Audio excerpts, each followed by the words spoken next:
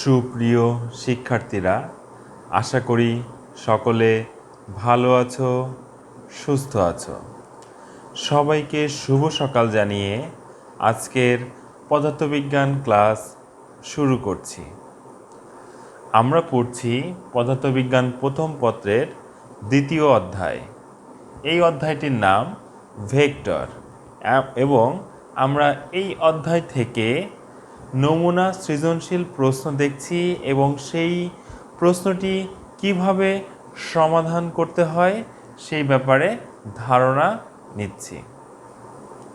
ঠিক আছে, তো প্রিয় শিক্ষার্থীরা, চলো দেখা যাক আজকের নমুনা সৃজনশীল প্রশ্নটি কি এবং আমরা ধাপে ধাপে সেই প্রশ্নটির উত্তরও শিখব। এবং আমরা অবশ্যই এই লেকচারের শেষে প্রথম কমেন্টে একটি হোমওয়ার্ক দেব, যেই হোমওয়ার্কটি তোমরা অবশ্যই খাতায় করে রাখবে, কারণ হোমওয়ার্কের খাতাগুলো একটা নির্দিষ্ট সময় পরে জমা নেওয়া হবে এবং অবশ্যই ছবি তুলে পাঠিয়ে দেবে কমেন্টে। ঠিক আছে, তাহলে প্রিয় শিক্ষার্থীরা, চলো শুরু করা যাক আজকের পদার্থবিজ্ঞান ক্লাস।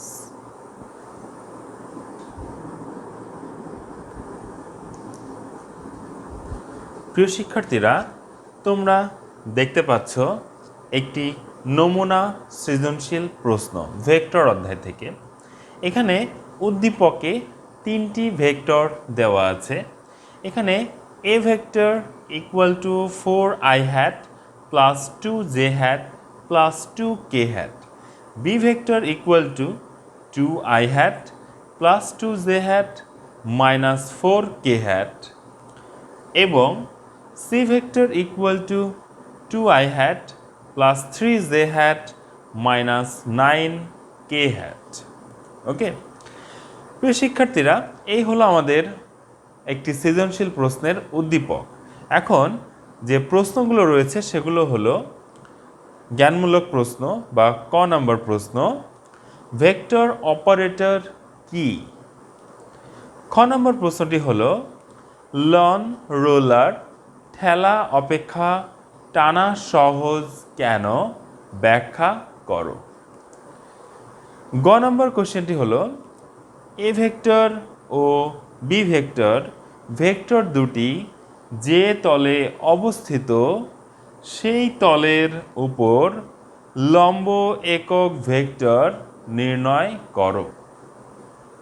ঠিক আছে, এবং ঘ নম্বর প্রশ্নটি হলো উদ্দীপকের ভেক্টর তিনটি সমতলীয় হবে কি না গাণিতিকভাবে যাচাই করো। প্রিয় শিক্ষার্থীরা, এই হলো আমাদের একটি পূর্ণাঙ্গ সৃজনশীল প্রশ্ন। চলো আমরা এখন এই সৃজনশীল প্রশ্নটিকে ধাপে ধাপে সমাধান করি।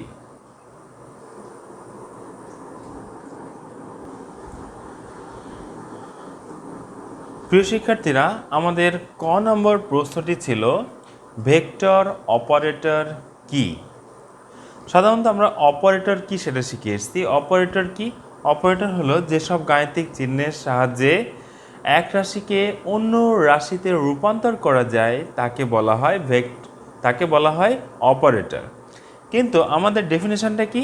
ভেক্টর অপারেটর কি? প্রিয় শিক্ষার্থীরা, এই ছোট ছোট বিষয়গুলো মাথায় রাখবে যেন ভুল না করো। তাহলে ভেক্টর অপারেটর কি? তাহলে যেসব গাণিতিক চিহ্নের সাহায্যে ভেক্টর রাশি রূপান্তর করা যায়, যে সকল গাণিতিক চিহ্নের সাহায্যে ভেক্টর রাশিকে রূপান্তর করা হয় বা রূপান্তর করা যায় সেগুলোই ভেক্টর অপারেটর।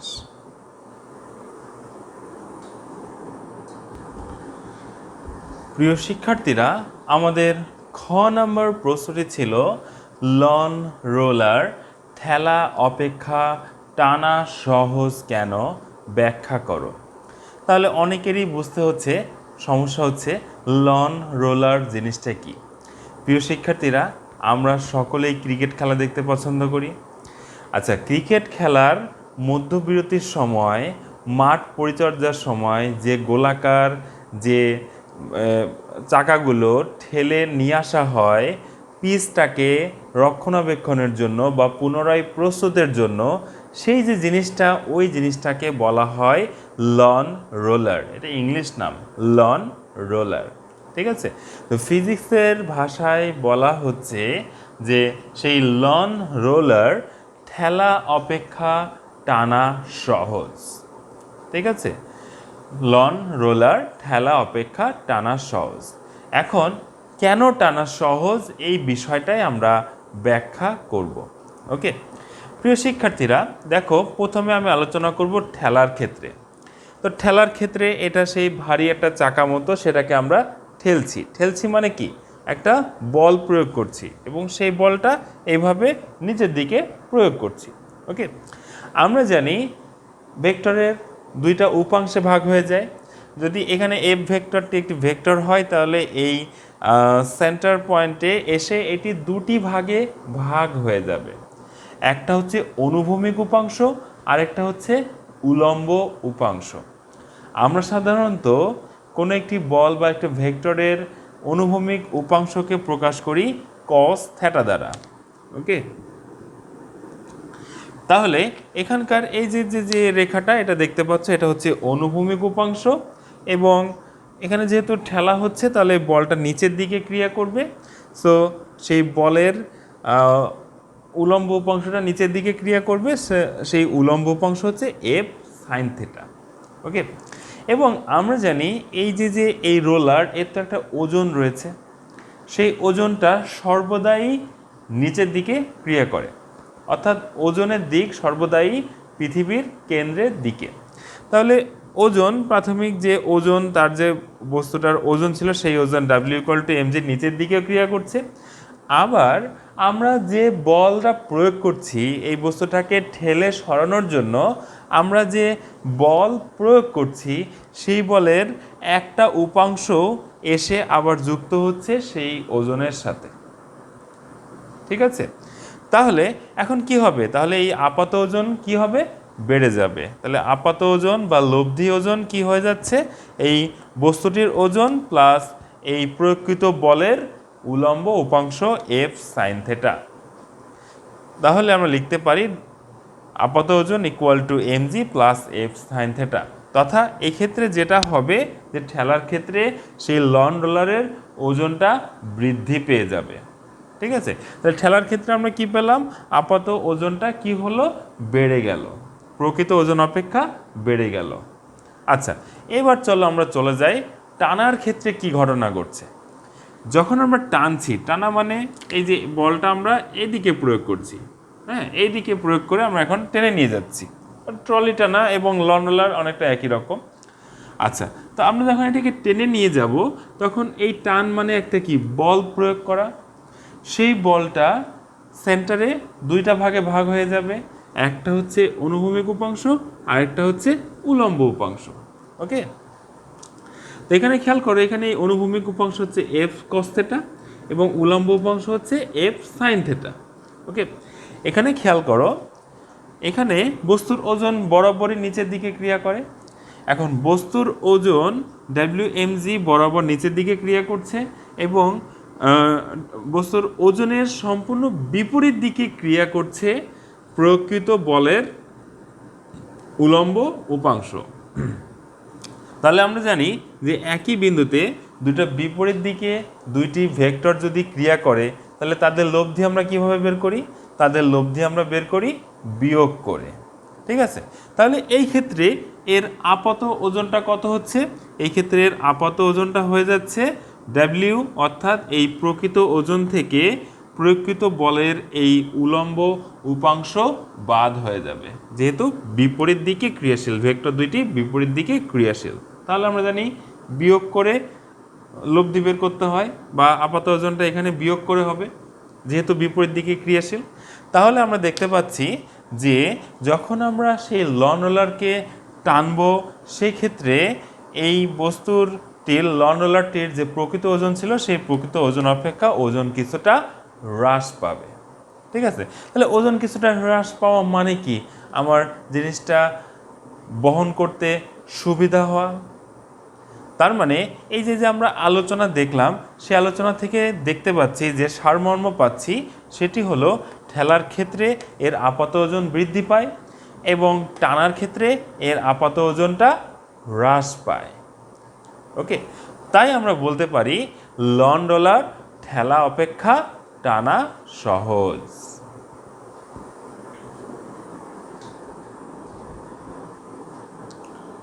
প্রিয় শিক্ষার্থীরা, এখন আমরা উত্তর করব গ নম্বর প্রশ্নটির।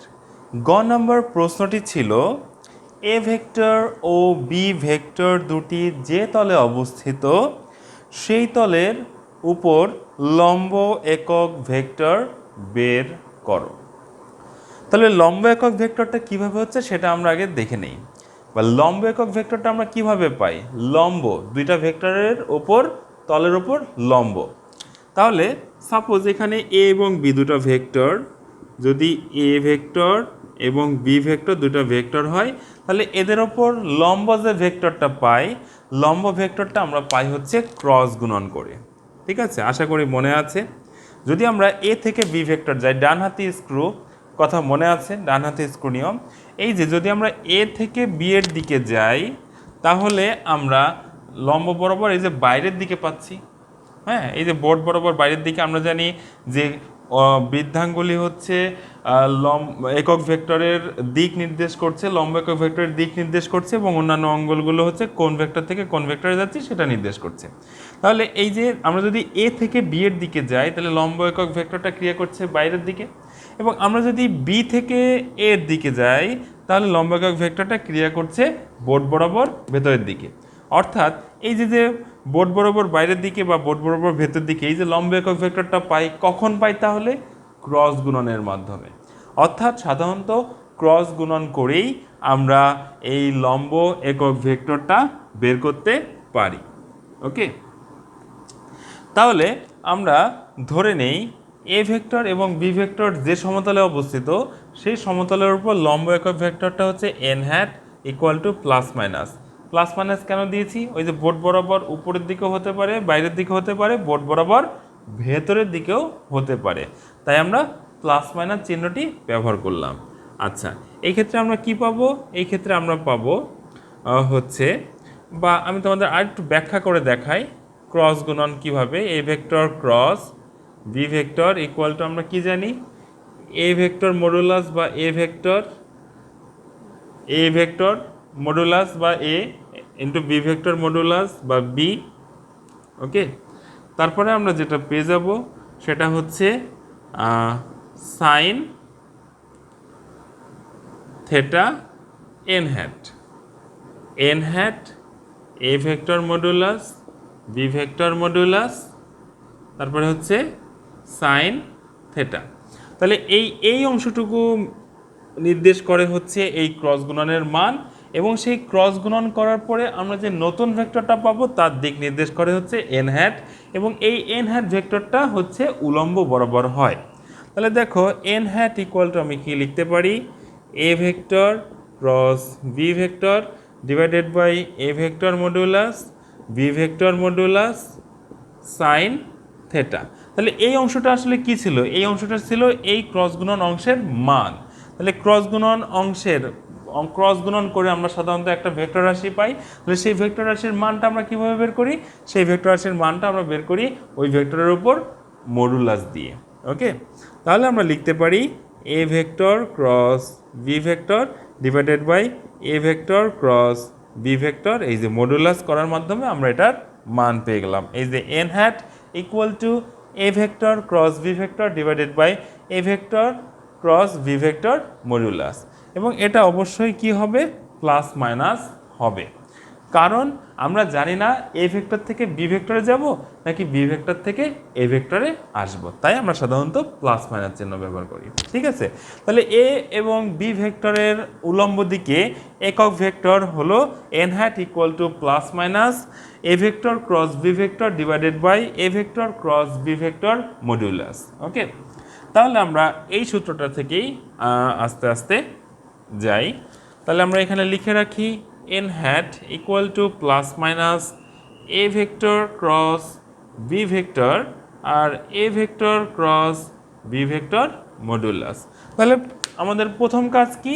আমাদের প্রথম কাজ হচ্ছে A vector cross B vector করা। তাহলে A vector cross B vector এই কাজটা আমরা কিভাবে করে থাকি?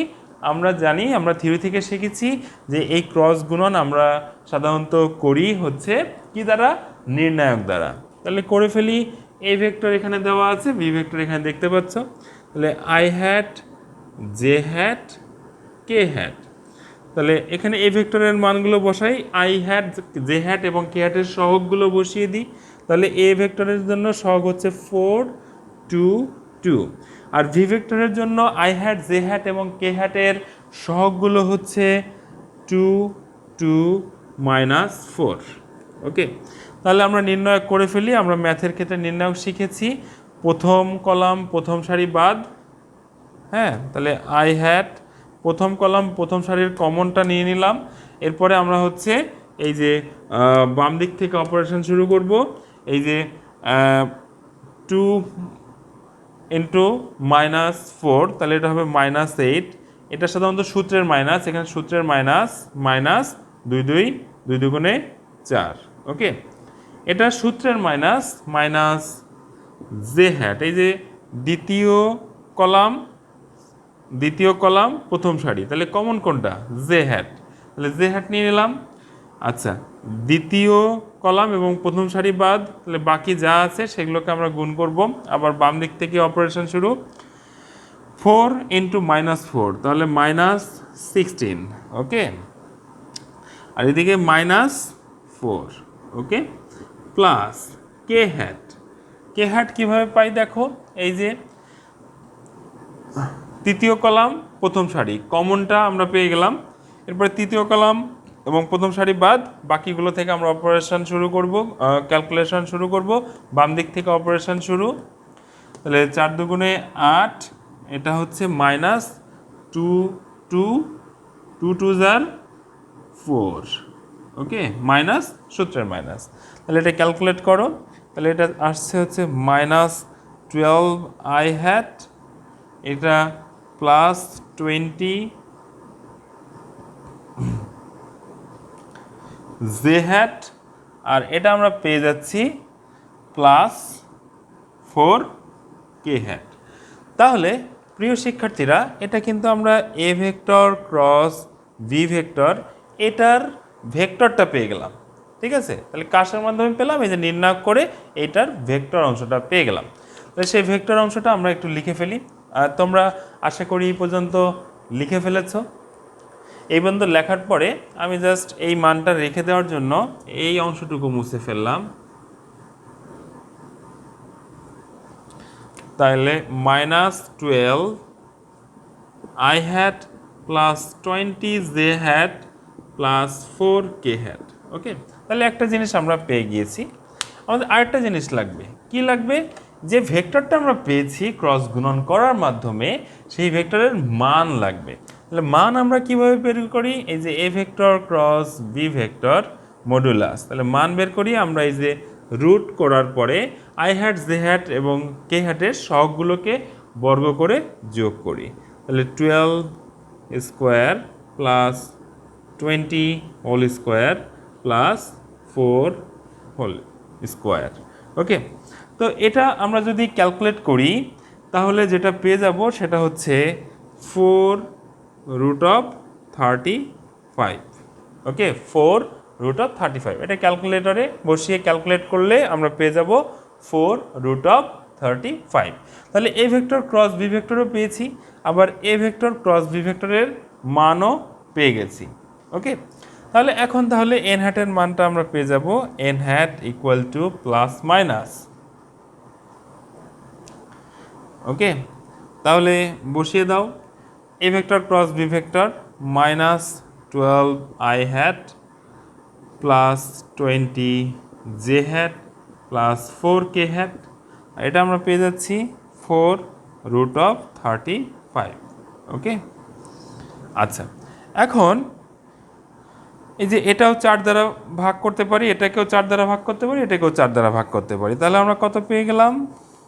-3 i hat +5 j hat k hat divided by √35। Okay, আমরা এন হ্যাট।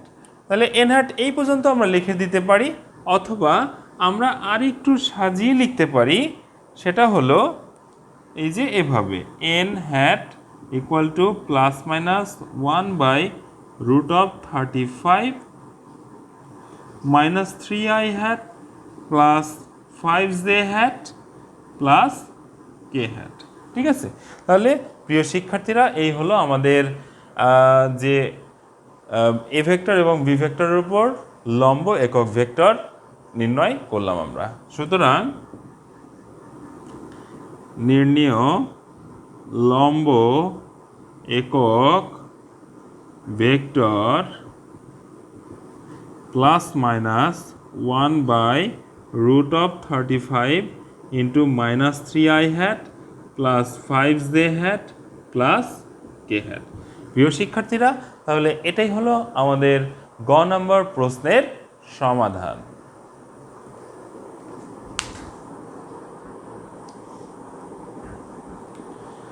প্রিয় শিক্ষার্থীরা, এখন আমরা চলে যাব ঘ নাম্বার প্রশ্নের সমাধানে। তাহলে এখানে কি কি দেওয়া আছে? তিনটা ভেক্টর দেওয়া আছে এবং গ নাম্বার হতে আমরা পাই A vector cross B vector equal to -12i hat plus 20j hat plus 4k hat. প্রিয় শিক্ষার্থীরা, ঘ নাম্বার প্রশ্নে বলা হয়েছে উদ্দীপকের ভেক্টর তিনটি সমতলীয় হবে কিনা গাণিতিকভাবে বিশ্লেষণ করো। এটা ইম্পর্টেন্ট টাইপের ম্যাথ। ওকে, আচ্ছা, তো এখন সমতলীয় হওয়ার শর্ত কি?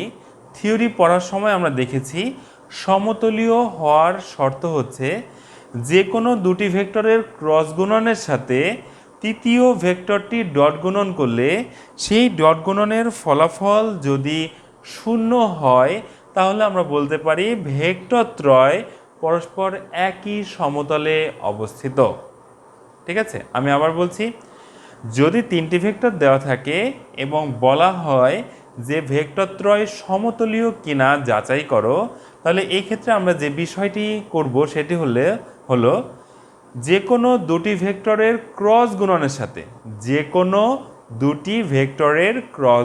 সাথে তৃতীয় ভেক্টরটির ডট গুণন করব এবং সেই তৃতীয় ভেক্টর যে কোনো দুটি ভেক্টরের ক্রস গুণনের সাথে তৃতীয় ভেক্টরটির ডট গুণ যদি 0 হয় তাহলে আমরা বলবো ভেক্টর ত্রয় পরস্পর সমতলীয়। ওকে, তাহলে প্রিয় শিক্ষার্থীরা, আমরা গ নম্বর অঙ্ক হতে দুটি ভেক্টরের ক্রস গুণন অলরেডি পেয়ে গেছি। ওকে, এটা আমরা নিয়ে নিলাম এবং আমাদের এখন কি করতে হবে? সেই যে কোনো দুটি ভেক্টরের ক্রস গুণন হিসেবে আমরা এখানে A vector cross B vector নিয়েছি। সেই যে কোনো দুটি ভেক্টরের ক্রস গুণনের সাথে তৃতীয় ভেক্টরের ডট গুণন করতে হবে। ঠিক আছে, তাহলে A vector cross B vector dot C vector equal to করে ফেলো। তাহলে 2i hat 12i hat minus 12i hat plus 20j hat plus 4k hat dot গুণন 2i hat plus 3j hat minus 9k hat. Okay, তাহলে dot গুণন করো। Dot গুণন তোমাদেরকে গতদিন শিখিয়েছি। i hat dot i hat equal to j hat dot j hat equal to k hat dot k hat equal to 0 এবং i hat dot j hat equal to j hat dot k hat equal to k hat dot i hat equal to 0 আর i hat dot i hat j hat dot j hat equal to k hat dot k hat equal to 1।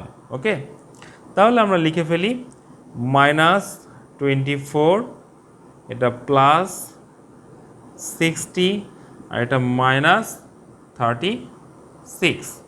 তাহলে দেখো আমরা পেয়ে গেলাম 0।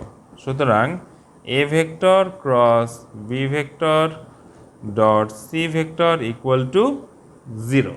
Okay, সুতরাং আমরা বলতে পারি যেহেতু আমরা জানি যে কোনো দুটি ভেক্টরের ক্রস গুণের সাথে তৃতীয় ভেক্টরটির ডট গুণন যদি 0 হয় তাহলে ভেক্টর ত্রয় পরস্পর সমতলীয় হয়, এটা আমরা জানি। সুতরাং এবং আমাদের ম্যাথে হয়েছে কি? আমাদের ম্যাথেও তাই হয়েছে, যে কোনো দুটি ভেক্টরের ক্রস গুণনের সাথে তৃতীয় ভেক্টরটির ডট গুণন কি হয়েছে? 0 হয়েছে।